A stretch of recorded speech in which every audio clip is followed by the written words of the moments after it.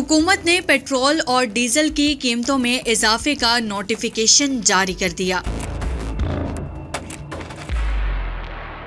Petrol की कीमत में 4 रुपए 53 पैसे फी लीटर इजाफा किया गया। पेट्रोल की नई कीमत 293 रुपए 94 पैसे हो गई। डीजल 8 रुपए 14 पैसे फी लीटर महंगा किया गया, जिसके बाद डीजल की नई कीमत 290 रुपए 38 पैसे फी लीटर मुकर्रर हो गई। हाई स्पीड डीजल 8 रुपए 14 पैसे महंगा किया गया, जिसके बाद नई कीमत 290 रुपए 38 पैसे हो गई।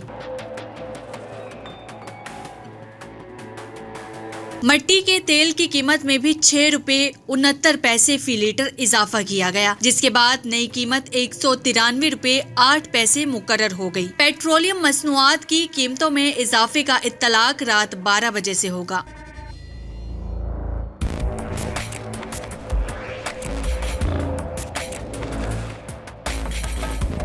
वाज़ह रहे कि हुकूमत की जानिब से पेट्रोलियम मसनूआत की कीमतों में हर 15 रोज बाद रद्दोबदल किया जाता है।